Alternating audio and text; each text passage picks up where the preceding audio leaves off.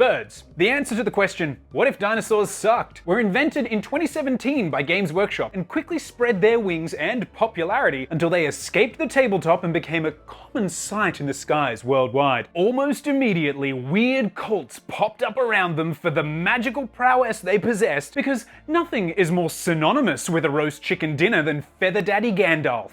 For the uninitiated, the bird god Tzeentch got her name from stubbing his toe in the gym shower and is one of the 4 gods that form the Pantheon of Chaos, also featuring bull lizard Khorne, insect frog Nurgle, and sexy lobster Slaanesh. If you just look back to the video after not paying attention because you heard about an attractive crustacean, you are legally obligated to type "I'm a thirsty lobster" in the comments. There's also a bonus round 5th god for the true connoisseurs of corruption, but that's for them to know and you to find out. There are a variety of reasons why us mere mortals would choose to worship the Canadian goose of conjuration. Most notably, you'll be turned into an absolute muscle hunk. It takes decades to become a fully fledged acolyte of Tzeentch, so almost all of these blokes rocking the Thunder Down Under are incredibly elderly and turn back into their real bodies with a puff of smoke when they die. So I want you to imagine going into battle against what look like mighty warriors, carving your way through them because they're actually remarkably terrible in a fight, even though they look like that. And then realizing that you just purged the aging population of a realm of retirement home. There's nothing more awful than that, and I don't think you can pat yourself on the back afterwards. Aside from enlisting the elderly, let's talk about 2 times the biggest birds of Tzeentch, Lords of Change, were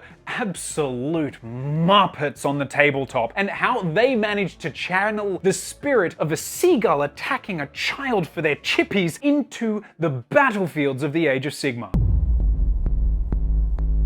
Of all the Lords of Change in all the realms, none is more notorious than the double-headed monster known as Kairos Fateweaver, the most potent spellcaster in the Chaos Arsenal. You'd think he was a popular choice back in the heady days of early Age of Sigmar for his powerful spellcasting ability and rad bird status, but what he was actually most popular for was a poorly worded ability that allowed him to change a single dice roll once per game. It didn't specify which roll. It didn't specify which player's roll. It just specified any single roll. And I know what you're thinking, and you're absolutely right. A good number of players were big enough douche canoes to use this to change the priority roll.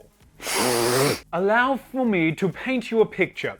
Our forces are facing off on the battlefield and we get to the priority roll. My enema-drinking Chaos Alpha Strike force versus your I'm not human sewerage army. There are 3 possible outcomes of this moment and only one gives you a fighting chance. Number 1.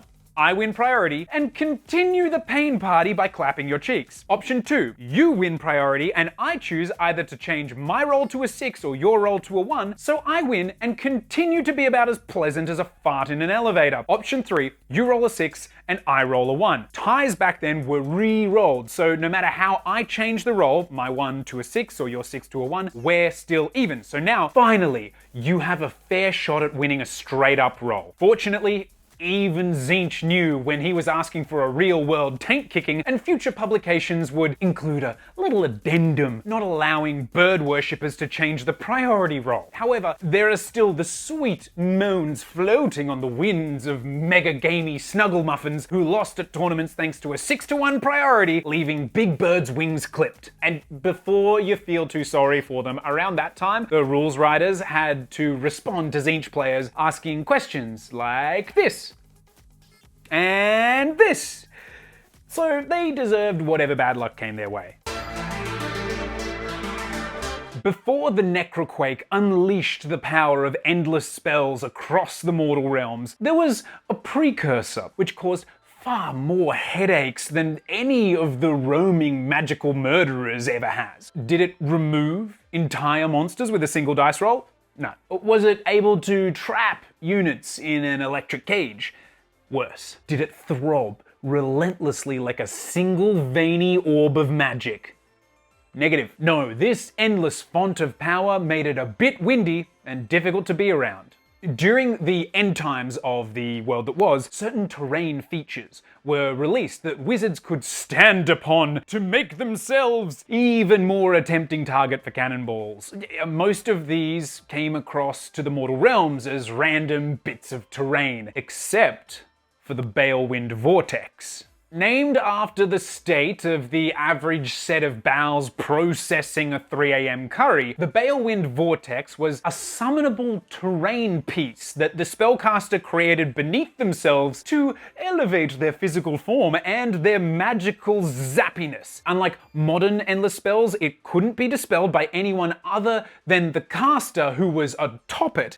It did have some limitations, like monsters couldn't summon it, and the caster couldn't move while they were borne aloft by the gaseous geyser, but it did provide some amazing benefits. Firstly, it added 1 to all casting and unbinding rolls. Fair enough, lots of magic in the air. Secondly, it doubled the range of any spells that wizard cast from atop it. Massively awesome. But the most brutal benefit was its third ability. When the Vortex was summoned, it pushed all other nearby models till they were 3 inches away. Furthermore, no unit could move within 3 inches of the titillating twister, nor could they ever charge the wizard atop it. Now, there were a lot of jerk moves commanders would abuse this ability with. The common one that even I was guilty of using was to push units forward 3 inches from your battle line in the hopes of getting off an important charge or even hitting your opponent in the first turn. There were also battle plans where objectives had a 3-inch capture range, meaning if you summoned the Balewind in the middle of an objective, you ensured that your opponent could never control that objective unless you decided to let it go. And there was nothing they could do about it. If the Balewind was there,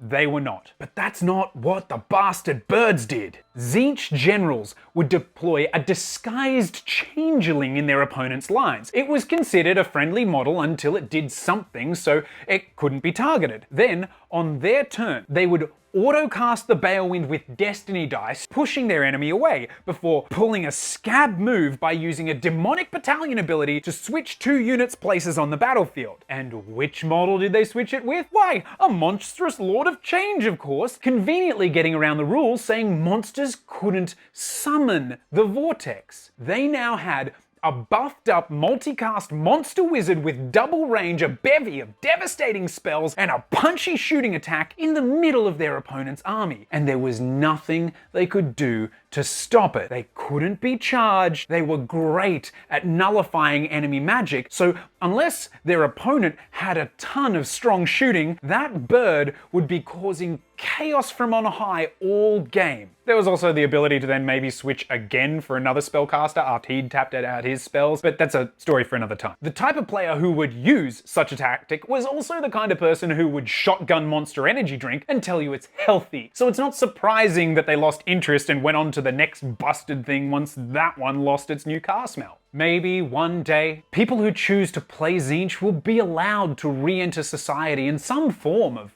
court-mandated Warhammer community service. But until then, it remains a great way of quickly separating the good people of the world from the bottom-dwelling scumsuckers. This video was brought to you by Horticulix's Horticulture, your one-stop shop for when growing things grows on you. If you have a figurative or literal green thumb, the best thing for it is to shove it into some fresh mulch fertilizer. So roll up your sleeves, plant your garden, and make Granddad proud with tools, tips, and tricks from Horty's Horticulture.